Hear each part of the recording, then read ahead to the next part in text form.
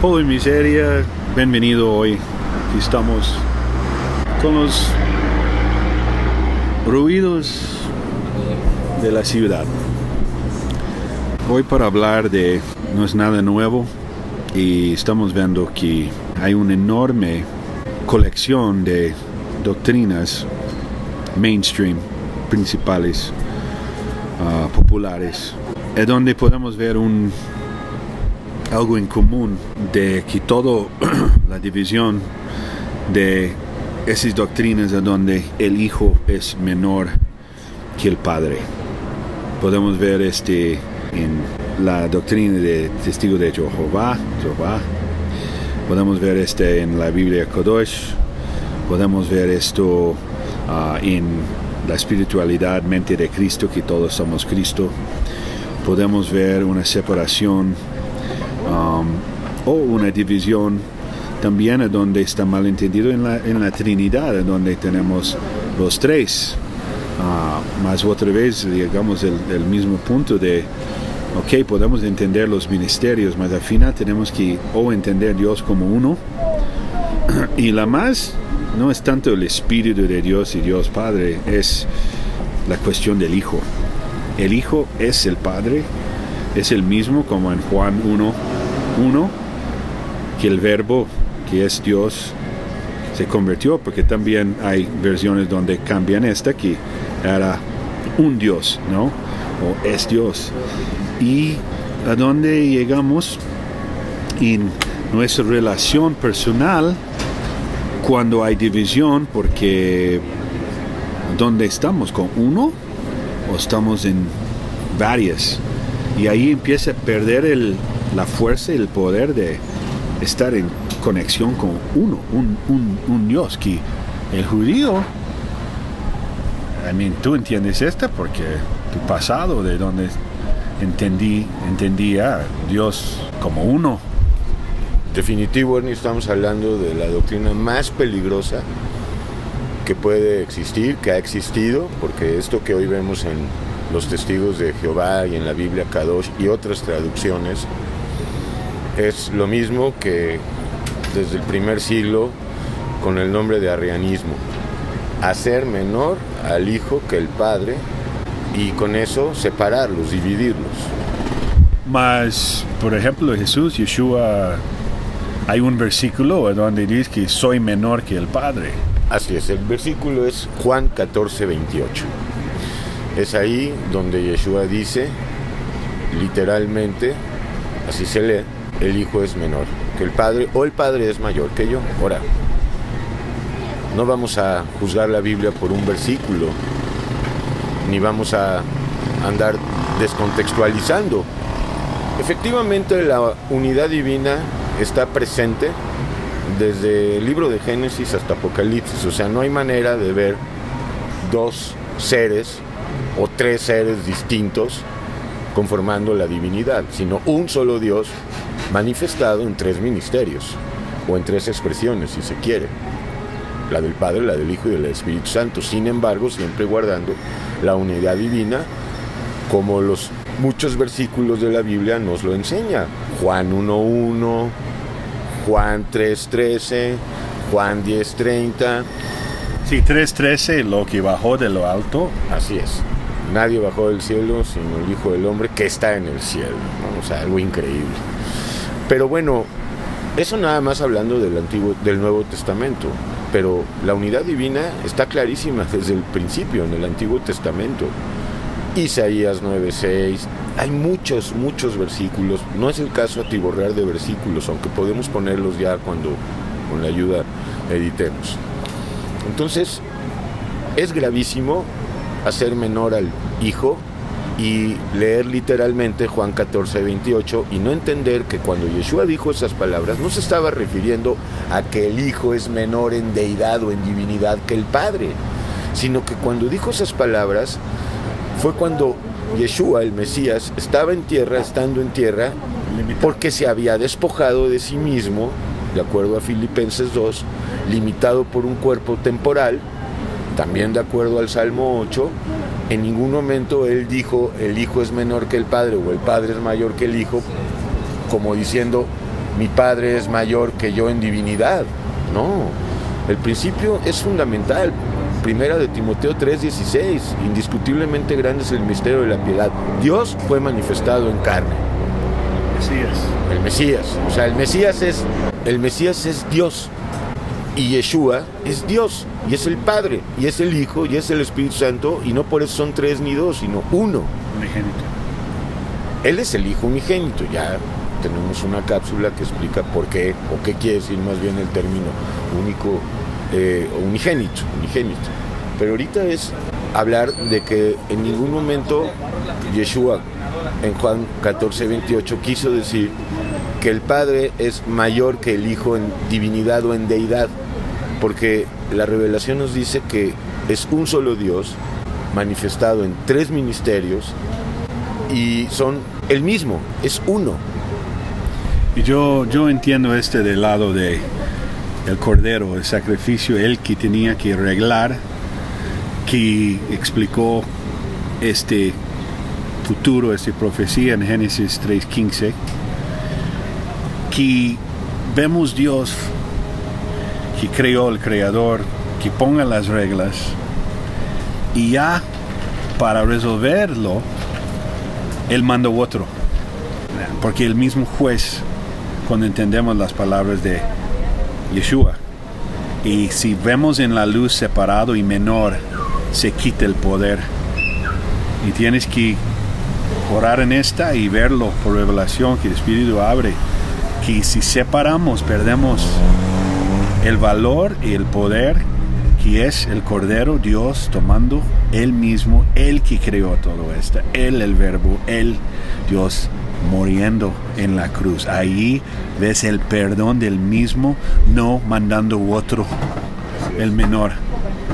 Y ahí creo a veces agarran a Abraham y Isaac, sombra y figura, más utilizan para mostrar, tenía el hijo, manda el hijo porque tanto amó, mandó el hijo, más él mandó su mismo, que era un hijo de hombre, son of man.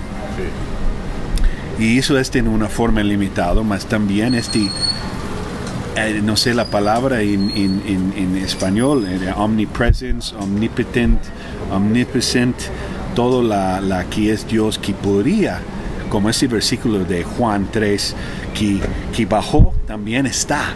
Es decir, nuestra forma de pensar limitado como ser humano, no podemos ver un Dios limitado y también estar controlando todo, más tomando parte de él en el mismo, siendo uno. Yo y el Padre somos uno. Y vemos esta muchas veces, más es más fácil para dividir, para que entra en nuestra forma de pensar, otra vez minimizando las posibilidades de un Dios que no está limitado al final, más limitando para poder tomar un cuerpo y ser el Cordero para acabar y tener victoria sobre el pecado, cumplir la ley.